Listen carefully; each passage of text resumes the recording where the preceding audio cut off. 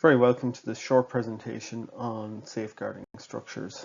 The format for this presentation is we will look at the role of the safeguarding officer, and we will also then look at what your club needs to have in place in terms of safeguarding children and young people in your club. We will then look at some of the legislative pieces around the child risk assessment, child safeguarding statement, vetting and safeguarding training. We'll also then look at reporting procedures and how best then to address any issues that you may have in your club.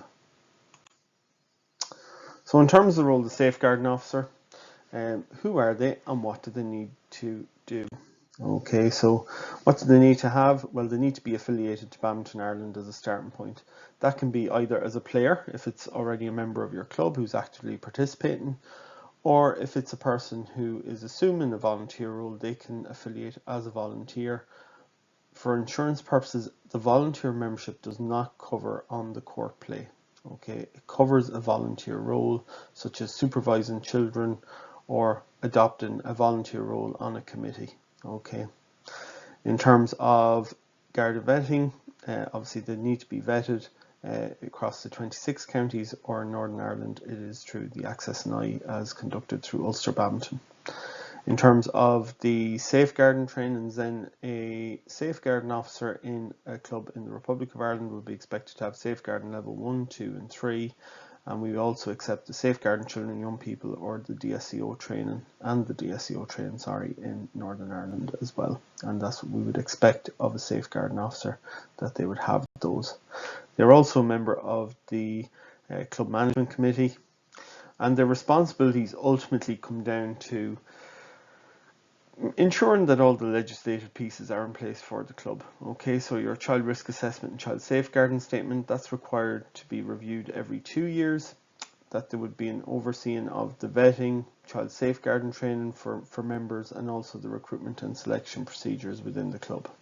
Implementing the code of conduct in the club is a key part of being a safeguarding officer. So many issues can be averted by taking positive, proactive attempts and actions that can actually save a lot of hassle in the long run. So I would encourage all safeguarding officers who are in their clubs to make themselves aware of what the code of conduct is, and then enforce those actions within your club. Okay, bring them to the table and say to your members, this is what you're expected, this is the behaviours that are expected within our club. Okay. In terms of a point of contact for young people, parents, coaches and committees, it's an all-encompassing role across all, and really is a liaison between everyone. And if there is any issues, that they report allegations of concerns of abuse to their branch safeguarding officer or to Badminton Ireland. Okay, and what I would say as well is we will cover reporting procedures a little bit later on in this presentation, so hopefully that will provide a bit of clarity on that as well. In terms of safeguarding in our club, what do we need to have? Right, so on the Badminton Ireland website we have a safeguarding checklist, and this pretty much outlines everything that is expected. There is some discrepancies between what's expected of clubs in Northern Ireland due to legislative pieces, but for the most part this is as good a practice as you can get as to what you have to have to ensure really you have a safe environment for all the kids in your club. Okay, for all the children, all the young people that are there. We do have a suite of safeguarding policies across which cover all of the needs really of clubs, and they are under the club resources section, as you can see there with that little green circle just popped up there on the screen. So there's no need for clubs to go draft new policies or anything like that. What we would ask of clubs is to make sure that they abide by the policies that are there and enforce those within their clubs. Okay. Right, in terms of the child risk assessment and the child safeguarding statement, what are these and what do we need to do? Alright, so child risk assessment is made up of 7 different sections, as you can see here on the template. It is very much kind of best practice in these different areas. It is looking at areas such as club and coaching practices, it's looking at recruitment, it's looking at general risk to harm of children. Okay, there's a number of different areas. Through the risk assessment form, this will be discussed at a club committee level. And basically what you're doing is you're looking at items which maybe aren't here, okay, that you're putting your club name across, you're assigning responsibility to, who's going to check up on that and make sure that there's positive actions being taken out of the risk assessment. It also requires sign off at the bottom, and that again is through the work of the committee, and it outlines when you completed it and signed off and dated by 2 members of your committee, including your safeguarding officer. Alright, so like I said, every 2 years, 7 different sections, and it may differ slightly depending on the circumstances within your club. So there could be large clubs, there could be clubs that are using facilities that are shared or owned by other sporting bodies or groups that maybe you don't know people are in. It could be the location of your club, which means that children could be at risk of harm because of where your club is located, those types of things. And what the child risk assessment does is it feeds into the actions that are being taken by your club, which goes into your child safeguarding statement. Okay, and what we have here is the template, which is available on the Sport Ireland, or sorry, on the Badminton Ireland website. It's a Sport Ireland signed off document, and what I would say is that it is available for clubs to use. You download it as a Word and you can update it based on your child risk assessment. Like I said, all the safeguarding policies that are adopted within your child safeguarding statement have already been drafted. Okay, they've already been signed off by Badminton Ireland and are there for your clubs to use. Okay, so again, it's ensuring that you're dating when the risk assessment was conducted, because ultimately that goes into your child safeguarding statement. And then when is your child safeguarding risk assessment and statement going to be reviewed? So like I said, in line with the child risk assessment, policies are provided through Badminton Ireland. They are both legally required, so it's not just something that Badminton Ireland is coming up with itself. It's within the Children First Act of 2015. It is required and it has to be done. It's as simple as that. It's a legal requirement that's there. Neither the child risk assessment or the child safeguarding statement are legally required in Northern Ireland due to the legislative differences that we have across safeguarding children and young people. But I would say it is a good practice to follow. So those resources are available on the website for clubs to use. Okay, in terms of vetting, right, it is a safe recruitment practice. Garda vetting and Access and I are required in both jurisdictions under Badminton Ireland policy. Okay, whether it's legally enforced or not in terms of Access and I in Northern Ireland, under Badminton Ireland policy, we require anyone that's working with children and young people under the age of 18 that they have their Garda vetting done and they have their Access and I done. Okay, it cannot be transferred across sports or other relevant services other than with Special Olympics Ireland, who we have an agreement with. Okay, so vetting has a validation period of 3 years. So again, once those 3 years have elapsed, it's a process you must go through again, okay, if you are continuing to work in your role with children. How do I know if a person has completed their vetting with Badminton Ireland? Well, through the Sport 80 system, if you go into your club area, what you'll find is you'll get to this section where there's the list of athletes, or the list of, I think it's list of athletes as it's described in Sport 80, and you can click on the advanced filter button. Okay, and that advanced filter button then will allow you to go into this section, which gives you a range of options of different ways in which you can filter through the athletes that are active on your in your club. One of them here is qualifications, and under qualifications then it gives you this option, which is Garda vetting and Access and I.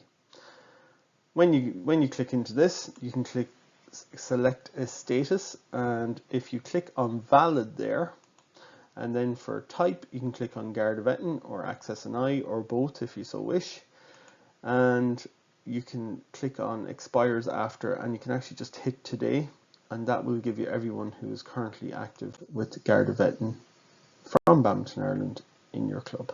Okay, and you can do something similar for safeguarding training as well, under the qualifications tab. And onto safeguarding training. Who needs what? Right, so we point to the Badminton Ireland recruitment and training policy, which is available under that suite of policies which I showed you earlier in the presentation. So Sport Ireland, Sport NI accredited training is what we accept. We get a number of requests from people saying, oh, I've done the TUSLA e-learning program, or I've done this other safeguarding training through another accredited company, which is one we've never heard of, to be honest. And we get these random courses coming up. So what I would say is that these accredited trainings, the only ones we can accept are Sport Ireland or Sport NI validated trainings. The validation period is 3 years. Okay, so again, it's training specific as well. So if you've done your safeguarding 1 level 3, next year you go to do your safeguarding level 2, and the following year you go to do your safeguarding level 3, you will need to redo your safeguarding level 1 or do the e-learning refresher in the 4th year, because it will have come up to the 3 years. Okay, so it's regardless really of whether you're doing the safeguarding level 1, 2 or 3. They are 3 years separate to themselves, those trainings. Safeguarding training programs are run on Zoom through the local sport partnerships. We also run a number of safeguarding workshops ourselves and other NGBs in Sport NI. So again, if somebody has done a training with one of those bodies, they can update their training on the Sport 80 system on their profile under qualifications. They can add a qualification, and again that allows them actually to set a reminder, which is built into the system as well. So when it comes to 30 days out from their training being invalid, it will allow them then to actually to get notified that they need to update their training again. All right, so there's a lot of really good things built into Sport 80 that can support this particular element of safeguarding. In terms of digital certificates, we can issue those now through Sport Ireland as well for Badminton Ireland workshops. So there's no need now for us to send out physical copies. We'll send them out digitally, and if they are lost, as can happen from time to time, we are able to reissue certificates through that system as well. So who needs what? Okay, ultimately, for any of those roles that are working with children, safeguarding level 1 is the core essential training which is required. The safeguarding officer is expected to do safeguarding level 2 and level 3, and that is pretty much it in a nutshell. Anyone else, supervisor, a coach, any of the committee roles, we would be expecting people to have their safeguarding level 1. Reporting. Okay, so where do we go to get help? Right, so in terms of reporting in itself, okay, I've kind of split this up between 2 kind of elements which are generally covered across the safeguarding level 1 training program, but just to highlight this. Okay, so this column here on the left hand side is where there's been an element of poor practice, okay, or it's a low level concern. It's not something which is going to be investigated by TUSLA or in Garda Síochána or PSNI in the north. Okay, it's an issue which is not good practice, maybe poor behaviour, okay, and a breach of the code of conduct. So we may look at, right, how do we deal with it at a very informal level, or is it a case that we actually have to seek advice here and take it in line with the complaints and disciplinary policy that we have within Badminton Ireland? Okay. On the other side, we have a more serious case which has been identified by the safeguarding officer, which could be categorised as a concern of abuse against a child, an allegation that's been made.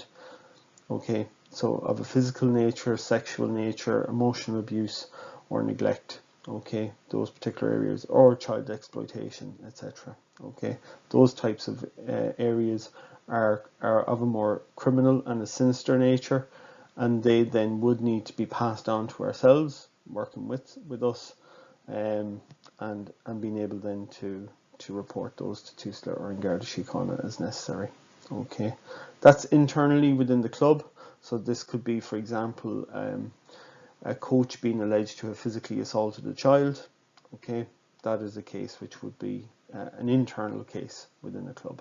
All right. just as a broad example. An external case, which could be, for example, a child reporting that they have been subjected to a physical assault in a domestic setting, so say in their home or in a relations home, a family relations home. That could be seen as an external case, but it's been reported into the club. So the child might have come into the badminton club and told their coach that they had been subjected to this abuse. Okay, so again, there could be an internal concern relating to it. Okay, but again, highly unlikely in that case, in that particular scenario that I've given. It would more than likely be in this side of the house where we'd be looking, where it's suspected child abuse, grounds for concern, and you're looking to pass on that information. So again, you would consult with ourselves, and if needs be, we could submit a joint report as is allowed under the TUSLA Children First Act. Okay. So thanks very much for your time and attention, and if you have any questions or queries, you can forward them on to either safeguarding@badmintonireland.com, or you can forward them on to cfadgen@badmintonireland.com. Thanks for your time. Bye.